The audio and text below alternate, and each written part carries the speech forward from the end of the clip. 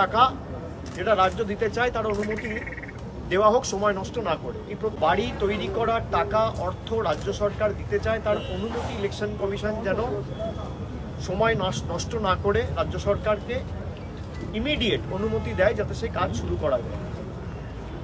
Ongoing প্রজেক্টের ক্ষেত্রে কোনো বাধ্যবাধকতা নেই, কিন্তু নতুন কোনো কনস্ট্রাকশন বা নতুন কোনো কাজ শুরু করতে গেলে আদর্শ আচরণবিধি চলাকালীন আপনাকে ইলেকশন কমিশনের অনুমতি পারমিশন অ্যাপ্রুভাল নিয়ে করতে হবে। তো সেটাও আমরা অনুরোধ করেছিলাম এবং লিখিত আমরা জানিয়েও ছিলাম। সেই কপি মিডিয়ার বন্ধুদের সাথেও শেয়ার করা হয়েছে, আপনাদেরকেও পাঠানো হয়েছে।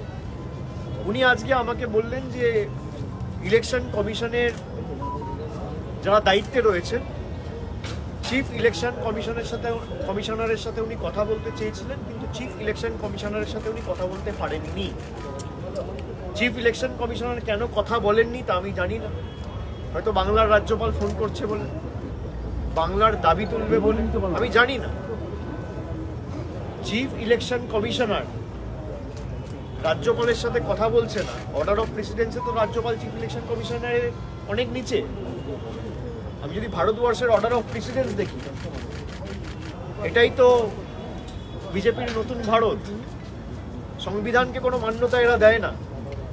তো যাই হোক, উনি বলেছেন যে ইলেকশন কমিশনার বাকি যারা দুজন রয়েছেন তাদের সাথে ওনার কথা হয়েছে এবং তাকে প্রত্যেকটা বিষয় নিয়ে উনি অনুরোধ করেছেন ওনার তরফ থেকে যে দাবিগুলো ন্যায্য অন্তত পক্ষে উনি মানেন যে প্রত্যেকটা রাজনৈতিক পার্টির যাতে লেভেল প্লেইং ফিল্ড থাকে, নিরপেক্ষভাবে নির্বাচন হয়, গণতান্ত্রিক পদ্ধতিতে হয়, অবাধ শান্তিপূর্ণ হয় এবং তদন্তকারী সংস্থা যেন পক্ষপাতদুষ্ট আচরণ না করে এবং জলপাইগুড়িতে ক্ষতিগ্রস্ত পরিবারের যাতে বাড়ির টাকা যেটা রাজ্য দিতে চায় তার অনুমতি দেওয়া হোক সময় নষ্ট না করে। এই প্রত্যেকটা বিষয় নিয়ে উনি বিস্তারিত আলোচনা করেছেন এবং উনি বলেছেন যে আমাকে ওনারা আশ্বস্ত করেছেন যে আমরা এটা টেক আপ করব। দুর্ভাগ্যবশত আপনাদের জানাতে বাধ্য হচ্ছি, আজকে দুপুরবেলা ইলেকশন কমিশনের তরফ থেকে রাজ্যকে জানিয়ে দেওয়া হয় যে নতুন বাড়ি তৈরির ক্ষেত্রে রাজ্যকে পারমিশন ইলেকশন কমিশন দিচ্ছে না। আমি আবার বলছি, নতুন বাড়ি তৈরির ক্ষেত্রে অর্থাৎ 1600 যে ক্ষতিগ্রস্ত পরিবার যাদের মাথার উপর ঘর দরকার, ছাদ প্রয়োজন, যাদের ঘর ভেঙে মানে মাটিতে ধুলোয় মিশে গেছে এই ঝড়ের কারণে,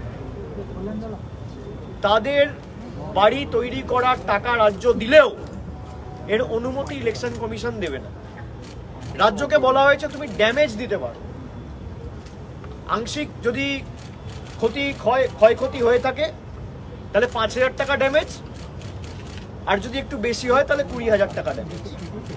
আমি আপনাদের জিজ্ঞেস করতে চাই, বাংলার মানুষকে এরা বাড়ি তৈরি করার জন্য 20,000 টাকা দেওয়ার অনুমতি দিচ্ছে, এরা বাংলা বিরোধী নয় তো কারা বাংলা বিরোধী?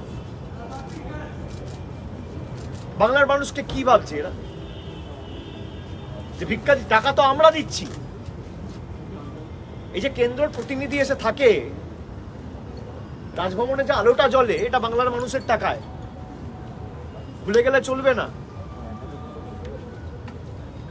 বাংলা থেকে কর বাবদ আপনি টাকা তুলে নিয়ে যাচ্ছেন 4,65,000